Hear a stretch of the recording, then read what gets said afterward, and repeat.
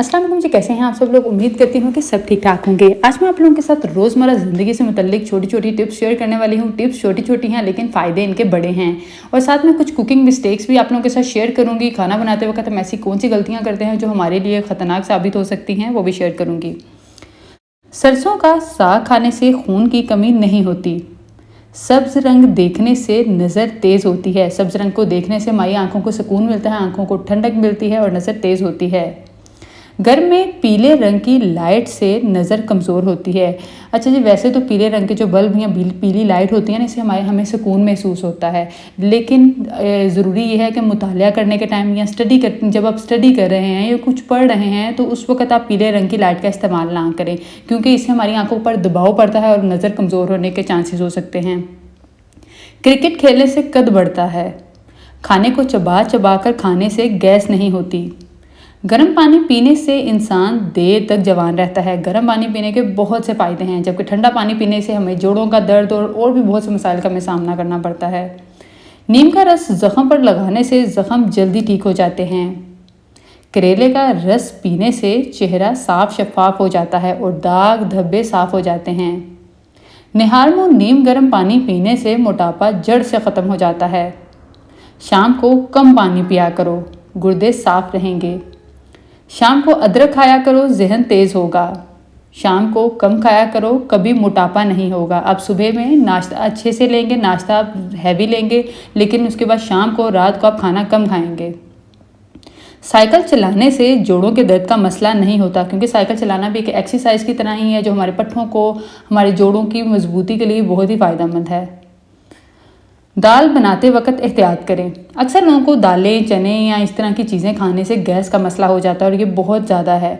इसके लिए ज़रूरी है कि क्या आप इन चीज़ों को सही तरीके से बना रहे हैं या नहीं, क्योंकि दालों को जो है वो ज़्यादा देर तक भिगोना बहुत ज़रूरी होता है। अच्छा जी, अगर आप दालों को ज़्यादा देर तक भिगोते हैं तो इससे हमें फ़ायदे क्या हासिल होते हैं। नंबर 1, ज़रूरी न्यूट्रिएंट्स अच्छे तरीके से जज़ब होते हैं। नंबर 2, दाल अच्छे तरीके से और आसानी से बन जाती है और इसका जायका भी अच्छा होता है।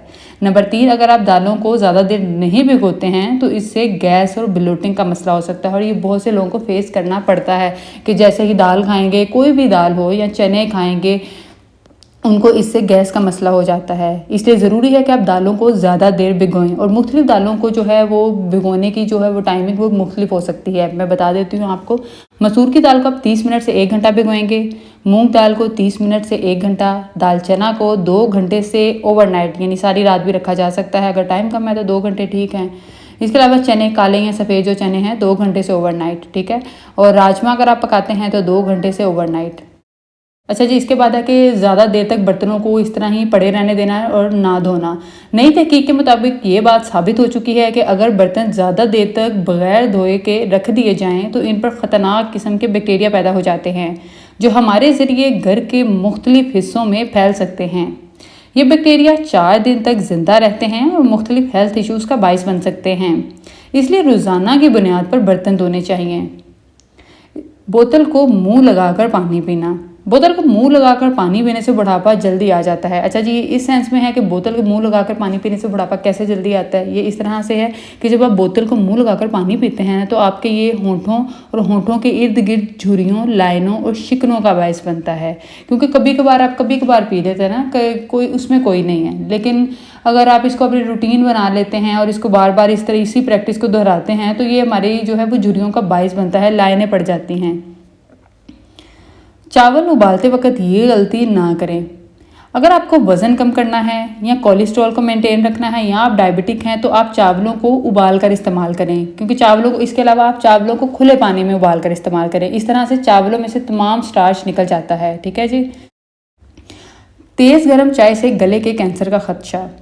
अमेरिकी कैंसर सोसाइटी के मुताबिक ज़्यादा तेज़ गर्म चाय से, अच्छा जी यहाँ पर मैं सिर्फ तेज़ गर्म चाय की बात नहीं कर रही हूँ, कोई भी चीज़ जो बहुत ज़्यादा गर्म आप ले रहे हैं, चाहे वो चाय हो, दूध हो, बहुत ज़्यादा गर्म पानी, बहुत ज़्यादा गर्म खाना, कुछ भी आप बहुत ज़्यादा गर्म नहीं लें।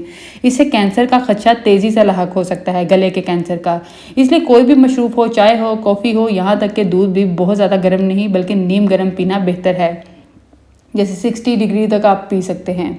और आज की वीडियो आपको कैसी लगी मुझे कमेंट करके ज़रूर बताइएगा। मज़ीद टिप्स और रेमेडीज़ के लिए आप चैनल को सब्सक्राइब कर लीजिए, वीडियो को लाइक करें, प्यारे प्यारे कमेंट्स करें। शुक्रिया।